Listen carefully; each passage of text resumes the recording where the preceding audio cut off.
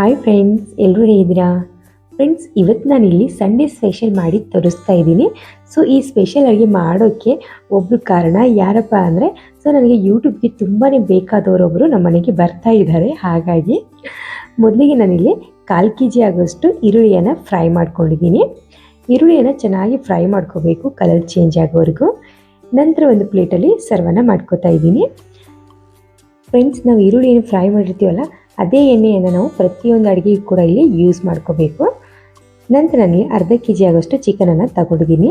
ಏಲಕ್ಕಿ, ಲವಂಗ, ದಾಲ್ಚಿನ್ನಿ, ಪಲಾವ್ ಎಲೆ, ಅರಿಶಿನ, ರುಚಿಗೆ ತಕ್ಕಷ್ಟು ಅಚ್ಚ ಖಾರದ ಪುಡಿಯನ್ನು ಇಲ್ಲಿ ಸೇರಿಸ್ತಾ ಇದ್ದೀನಿ. ನಿಮಗೆ ಕೆಂಪು ಖಾರ ಇಷ್ಟ ಇಲ್ಲಪ್ಪ ಅಂದರೆ ಹಸಿಮೆಣಸಿನ್ಕಾಯಿ ಪೇಸ್ಟನ್ನು ಕೂಡ ಸೇರಿಸ್ಕೋಬೋದು. ನಂತರ 2 ಚಮಚದಷ್ಟು ಬಿರಿಯಾನಿ ಮಸಾಲವನ್ನು ಇಲ್ಲಿ ಸೇರಿಸ್ತಾ ಇದ್ದೀನಿ. ನಂತರ ನಾನಿಲ್ಲಿ ಶುಂಠಿ, ಬೆಳ್ಳುಳ್ಳಿ, ಕೊತ್ತಂಬರಿ ಸೊಪ್ಪನ್ನು ಹಾಕಿ ಜಾಸ್ತಿನೇ ಪೇಸ್ಟ್ ಮಾಡಿ ಇಟ್ಕೊಂಡಿದ್ದೀನಿ, ಎಲ್ಲದಕ್ಕೂ ಬರುತ್ತೆ ಅಂದ್ಬಿಟ್ಟು. ಅದರಲ್ಲಿ ಕೇವಲ 3 ಸ್ಪೂನ್ ಆಗುವಷ್ಟು ಪೇಸ್ಟನ್ನು ನಾನಿಲ್ಲಿ ಸೇರಿಸಿದ್ದೀನಿ.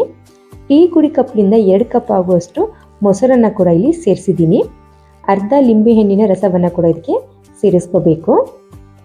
ನಂತರ ಇದಕ್ಕೆ ರುಚಿಗೆ ತಕ್ಕಷ್ಟು ಉಪ್ಪನ್ನು ಕೂಡ ಹಾಕಿ ಚೆನ್ನಾಗಿ ಮಿಕ್ಸ್ ಮಾಡ್ಕೋಬೇಕು. ಫ್ರೆಂಡ್ಸ್, ಇದಕ್ಕೆ ಮೇನ್ ಇಂಪಾರ್ಟೆಂಟ್ ಏನಪ್ಪ ಅಂದರೆ ಕೊತ್ತಂಬರಿ ಮತ್ತು ಪುದೀನವನ್ನು ನಾವು ಸೇರಿಸಬೇಕು.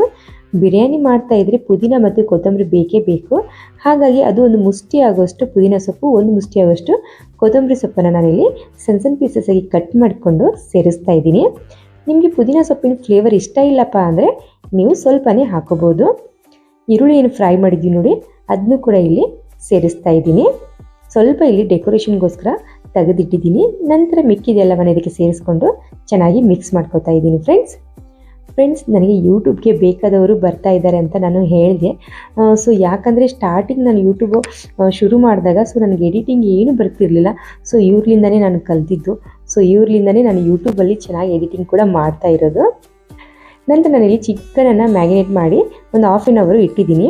ತಂದೂರಿ ಚಿಕನ್ಗೋಸ್ಕರ ನಾನಿಲ್ಲಿ ಎಲ್ಲ ಮಸಾಲೆಯನ್ನು ಸೇರಿಸ್ಕೊಂಡಿದ್ದೀನಿ ಒಂದು ಪಾತ್ರೆಯಲ್ಲಿ. ನಾನು ಒಂದು 2 ವಿಡಿಯೋನ ಮಾಡಿ ತೋರಿಸಿದ್ದೀನಿ ತಂದೂರಿ ಚಿಕನನ್ನು ಯಾವ ರೀತಿ ಮಾಡಬೇಕಂತ.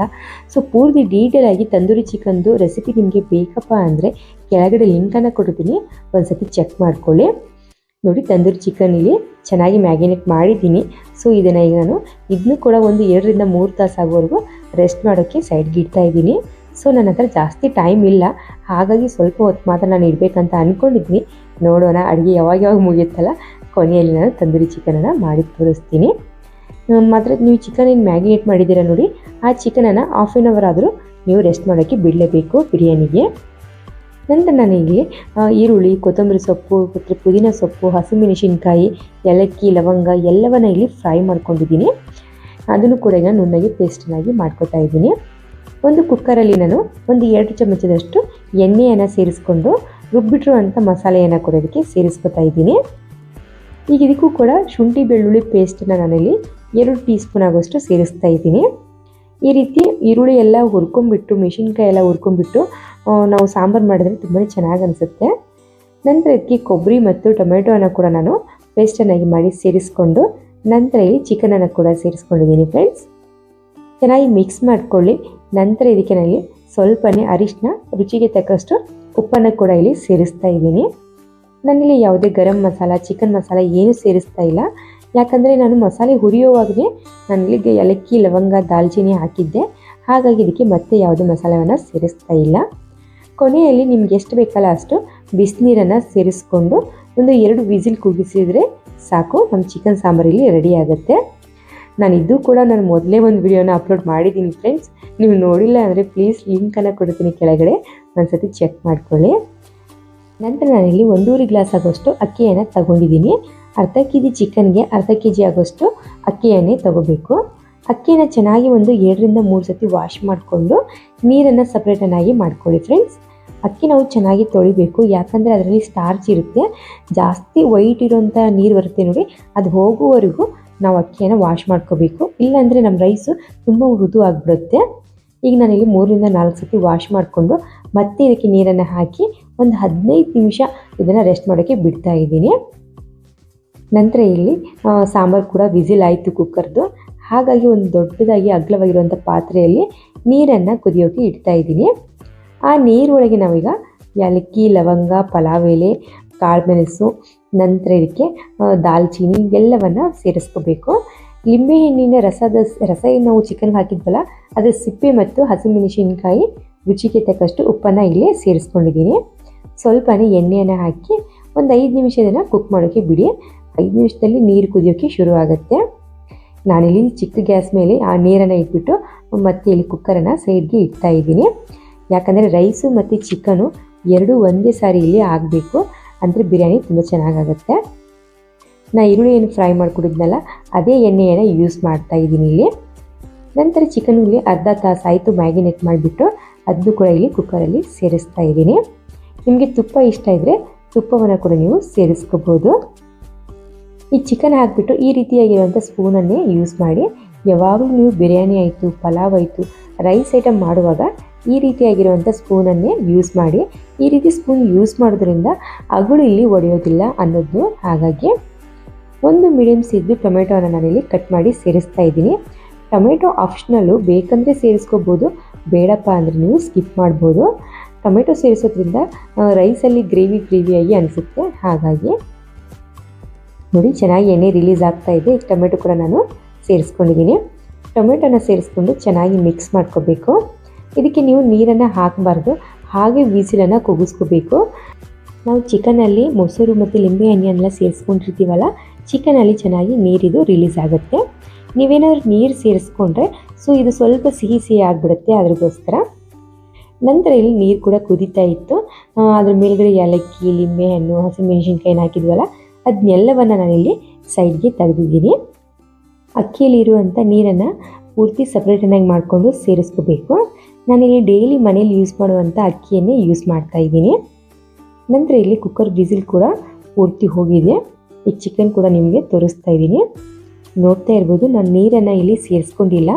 ಮೊಸರು ಮತ್ತು ಲಿಂಬೆಹಣ್ಣಿನ ರಸವನ್ನು ಏನು ಸೇರಿಸಿರ್ತೀವಲ್ಲ ಅದರಲ್ಲಿ ಚೆನ್ನಾಗಿ ನೀರು ರಿಲೀಸ್ ಆಗುತ್ತೆ ಚಿಕನಲ್ಲಿ. ನೀವು ಒಂದ್ಸತಿ ಚೆನ್ನಾಗಿ ಮಿಕ್ಸ್ ಮಾಡ್ಕೊಳ್ಳಿ. ಇದೇ ರೀತಿ ನೀವು ಚಪಾತಿ ಜೊತೆಗೆ, ರೊಟ್ಟಿ ಜೊತೆಗೆ ಕೂಡ ತಿನ್ಕೋಬೋದು, ತುಂಬಾ ಚೆನ್ನಾಗಿ ಅನಿಸುತ್ತೆ. ನಂತರ ಇಲ್ಲಿ ರೈಸ್ ಕೂಡ ಚೆನ್ನಾಗಿ ಕುಕ್ ಆಗ್ತಾ ಇದೆ. ಒಂದು 80% ನಾವಿಲ್ಲಿ ರೈಸನ್ನು ಕುಕ್ ಮಾಡ್ಕೋಬೇಕು. ಜಾಸ್ತಿ ಕುಕ್ ಮಾಡೋಕ್ಕೆ ಹೋಗ್ಬೇಡಿ ಫ್ರೆಂಡ್ಸ್. ಒಂದು 80% ಅಂಜಕ್ಕೆ ಅಂತೀವಿ ನೋಡಿ, ಆ ರೀತಿ ನಾವು ಕುಕ್ ಮಾಡಿಕೊಂಡು ನೀರೆಲ್ಲ ಸಪ್ರೇಟನ್ನಾಗಿ ಮಾಡ್ಕೋಬೇಕು. ನಾನಿಲ್ಲಿ ಒಂದು ಜರಡಿ ಹೆಲ್ಪ್ನಿಂದ ಇದನ್ನು ನೀರನ್ನೆಲ್ಲ ಸಪ್ರೇಟನ್ನಾಗಿ ಮಾಡ್ಕೋತಾ ಇದ್ದೀನಿ. ನಾವು ಬೇಗನೆ ರೈಸು ಬಿಸಿ ಇರಬೇಕು, ಹಾಗೆ ಚಿಕನ್ ಕೂಡ ಬಿಸಿ ಇರಬೇಕು. ಆವಾಗಲೇ ನಾವು ಒಂದು ಪಾತ್ರೆಗೆ ಇದನ್ನು ಸರ್ವನ್ನ ಮಾಡ್ಕೋಬೇಕು. ನಾನಿಲ್ಲಿ ಲೇಯರಾಗಿ ಮಾಡ್ತಾ ಇದ್ದೀನಿ. ಸ್ವಲ್ಪನೇ ರೈಸು, ನಂತರ ಚಿಕನ್ ಗ್ರೇವಿಯನ್ನು ಅದಕ್ಕೆ ಸೇರಿಸ್ಕೊತಾ ಇದ್ದೀನಿ. ಮತ್ತೆ ನಾವು ಇದಕ್ಕೆ ರೈಸನ್ನು ಮೇಲ್ಗಡೆ ಸೇರಿಸ್ಕೋಬೋದು. ನೀವು ಬೇಕಪ್ಪ ಅಂದರೆ ಕುಕ್ಕರಲ್ಲಿ ಒಂದೇ ಸತಿ ನೀವು ಸ್ವಲ್ಪ ಚಿಕನನ್ನು ತಗೊಂಡ್ಬಿಟ್ಟು ಕುಕ್ಕರಲ್ಲಿ ಕೂಡ ದಮ್ ಮಾಡ್ಬೋದು. ಸ್ವಲ್ಪ ಪಾತ್ರೆಯಲ್ಲಿ ಮಾಡಿದರೆ ಚೆನ್ನಾಗಿ ಅನಿಸುತ್ತೆ ಅಂತ ಇಲ್ಲಿ ನಾನು ವಿಡಿಯೋಗೋಸ್ಕರ ಇಲ್ಲಿ ಪಾತ್ರೆಯಲ್ಲಿ ಸೇರಿಸ್ಕೊತಾ ಇದ್ದೀನಿ. ಫ್ರೈ ಮಾಡಿಟ್ಟಿರುವಂಥ ಈರುಳ್ಳಿ, ನಂತರ ಪುದೀನ ಸೊಪ್ಪು, ಕೊತ್ತಂಬರಿ ಸೊಪ್ಪನ್ನು ಸೇರಿಸ್ಕೊಂಡು ನಂತರ ಮತ್ತೆ ಚಿಕನನ್ನು ಎಲ್ಲವನ್ನ ಇಲ್ಲಿ ಸೇರಿಸ್ಕೊತಾ ಇದ್ದೀನಿ. ಫ್ರೆಂಡ್ಸ್, ಎಲ್ಲವನ್ನ ಚಿಕನ್ ಸೇರಿಸ್ಕೊಂಡು ಮತ್ತೆ ರೈಸನ್ನು ಕೂಡ ನಾನಿಲ್ಲಿ ಸೇರಿಸ್ಕೊತಾ ಇದ್ದೀನಿ.